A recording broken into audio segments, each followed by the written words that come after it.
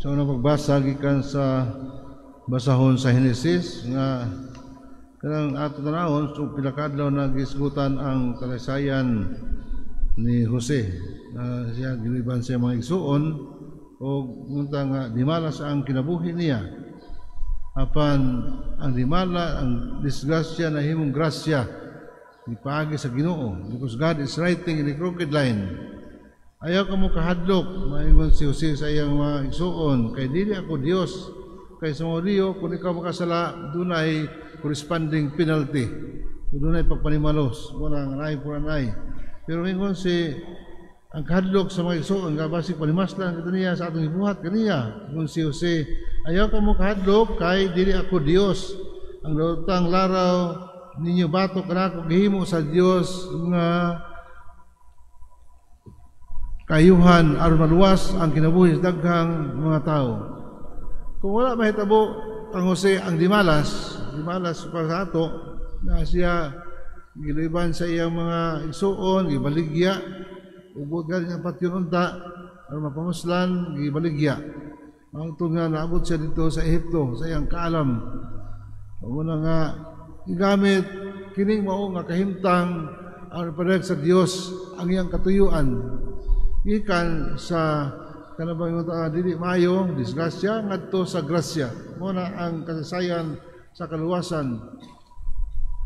We will turn our mourning into dancing matud pa salmo unya atong panid-an ng taon kining sa ebanghelyo pipila na kada milabay nga ang Ginoo nagsugo una sa 72 disciples nagsugo niya take nothing with you unya sa iyang mga 12 nga mo gihapon nga sugo ang yano nga paglakaw walay bagahe nga dala o sa pagbalik walay bagahe usab sa kapagkiyasan o sa kanang pagmahay wala simple ang usa ka palagan ni Jesus ang iyang matinun-an nga walay dala except sa sugo nga buhat sa kaluwasan o pagdalag kalinaw o nga pagmatgon murang ingon siya be gentle as dove and be wise as serpent.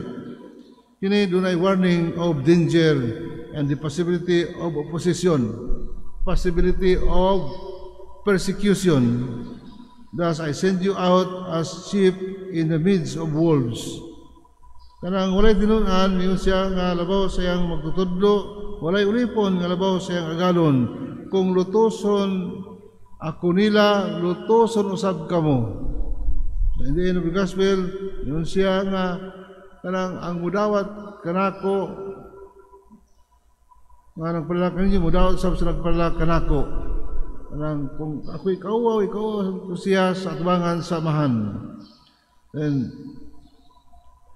kanang dunay warning ni Jesus sa mga tinun-an nga dili lang kung kanang buhat ka magmaayo kundi nay opposition ay persecution, so there is a danger ahead.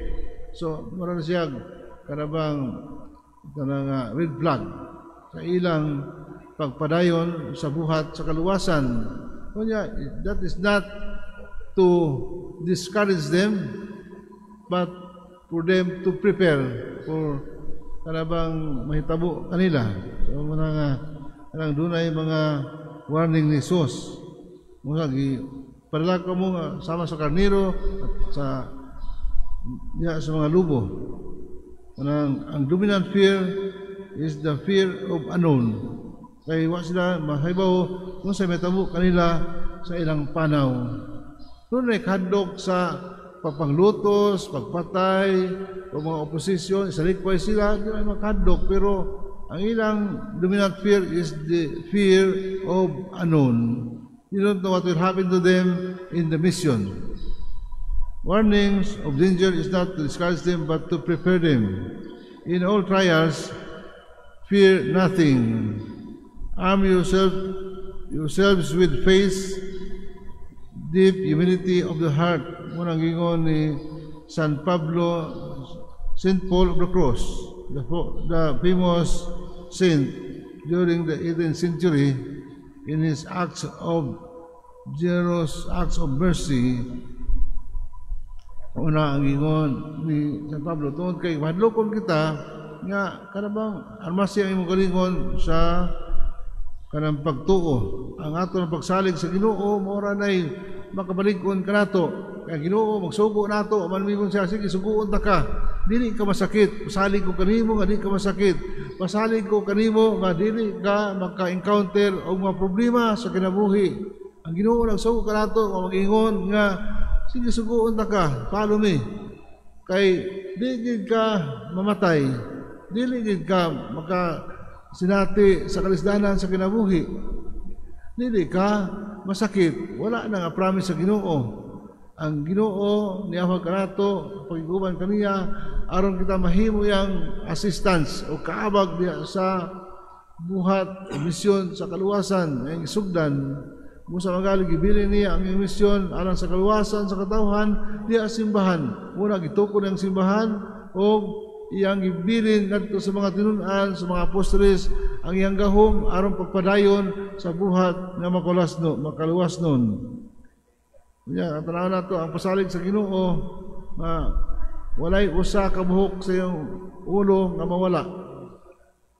Na imagine sa atong buhok normal nga buhok sa atong ulo kabat siya og 80,000 to 120,000 kabuhok ang ulo. Imagine kinsa mo ihap niya ng buhok nato pa bisan pa ka unsa ka insignificant kita sa kalibutan, kita accounted for sa Ginoo. Kita iyang gila, importante para kaniya busa, di tayo balaka. Na bisag unsa kita kagamay sa kalibutan o watay dungog apan kita gila sa Ginoo nga iyang higala kumutuman kita sa iyang kaubuton. Number one of that example is Mama Mary. Na siya sa iyang pagpaubos, sa iyang galingon, na imong siya importante na inahan ni Jesus nga na imong papel. Ang importante niya ngayon, papel sa kaluwasan, Mary. No, kanato nga kung daghan tayo makabalaka sa atong kinabuhi, nga kini makabalaka makaparalyze kanato ni taganahan mulakaw kung kinahadlok kita. Di tagahan mo alagad simbahan kinahadlok kita nga sawayon kita nga daghay mo libak batok kanato.